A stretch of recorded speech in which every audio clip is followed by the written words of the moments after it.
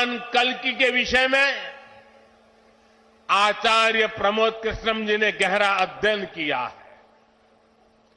भगवान कल्कि के अवतार से जुड़े कई सारे तथ्य और शास्त्रीय जानकारियां भी आचार्य प्रमोद कृष्णम जी मुझे बता रहे थे। जैसे उन्होंने बताया कि कल्कि पुराण में लिखा है, शंबले वस तस्तस्य सहस्त्र परिवत्सरा, यानी भगवान राम की तरह ही कल्कि का अवतार भी हजारों वर्षों की रूपरेखा तय करेगा।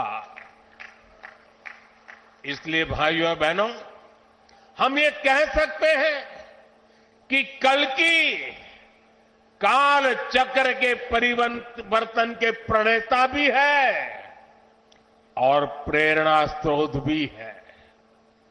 और शायद इसीलिए कल्कि धाम एक ऐसा स्थान होने जा रहा है जो उन भगवान को समर्पित है जिनको अभी अवतार होना बाकी है।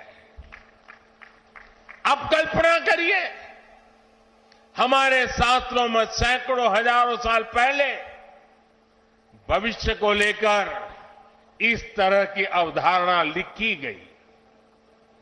हजारों वर्ष बाद की घटनाओं के लिए भी सोचा गया। ये कितना अद्भुत है। और ये भी कितना अद्भुत है कि आज प्रमोद कृष्णम जैसे लोग पूरे विश्वास के साथ उन मान्यताओं को आगे बढ़ा रहे हैं, अपना जीवन खपा रहे हैं। वो भगवान कल्कि के लिए मंदिर बना रहे हैं, उनकी आराधना कर रहे हैं। हजारों वर्ष बाद की आस्था और अभी से उसकी तैयारी, यानी हम लोग भविष्य को लेकर कितने तैयार रहने वाले लोग हैं। इसके लिए तो प्रमोद कृष्णम जी वाकई सराहना के पात्र है। मैं तो प्रमोद कृष्णम जी को एक राजनीतिक व्यक्ति के रूप में दूर से जानता था, मेरा परिचय नहीं था। लेकिन अभी जब कुछ दिन पहले मेरी उनसे पहली मुलाकात हुई तो ये भी पता चला कि वो ऐसे धार्मिक आध्यात्मिक कार्यों में कितनी मेहनत से लगे रहते हैं। कल्कि मंदिर के लिए इन्हें पिछली सरकारों से लंबी लड़ाई लड़नी पड़ी, कोर्ट के चक्कर भी लगाने पड़े। वो मुझे बता रहे थे कि एक समय उन्हें कहा जा रहा था कि मंदिर बनाने से शांति व्यवस्था बिगड़ जाएगी। आज हमारी सरकार में प्रमोद कृष्णम जी निश्चिंत होकर इस काम को शुरू कर पाए हैं। मुझे भरोसा है कि मंदिर इस बात का प्रमाण होगी कि हम बेहतर भविष्य को लेकर कितने सकारात्मक रहने वाले लोग हैं। साथियों, भारत पराभव से भी विजय को खींच करके लाने वाला राष्ट्र है।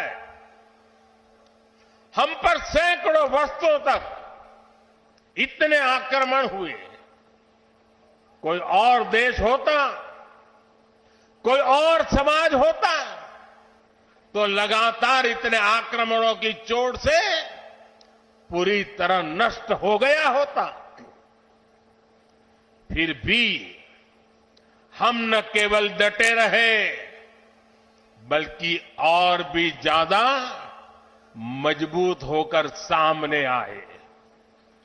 आज सदियों के वो बलिदान फलीभूत हो रहे हैं। जैसे कोई बीज वर्षों के अकाल में पड़ा रहा हो, लेकिन जब वर्षा काल आता है तो वो बीज अंकुरित हो उठता है। वैसे ही आज भारत के अमृत काल में भारत के गौरव, भारत के उत्कर्ष और भारत के सामर्थ्य का बीज अंकुरित हो रहा है।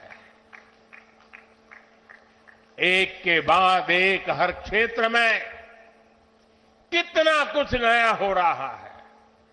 जैसे देश के संत और आचार्य नए मंदिर बनवा रहे हैं, वैसे ही मुझे ईश्वर ने राष्ट्र रूपी मंदिर के नवनिर्माण का दायित्व सौंपा है।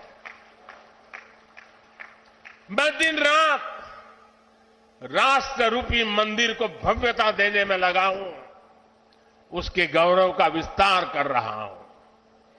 इस निष्ठा के परिणाम भी हमें उसी तेजी से मिल रहे हैं। आज पहली बार भारत उस मुकाम पर है जहां हम अनुसरण नहीं कर रहे हैं, उदाहरण पेश कर रहे हैं।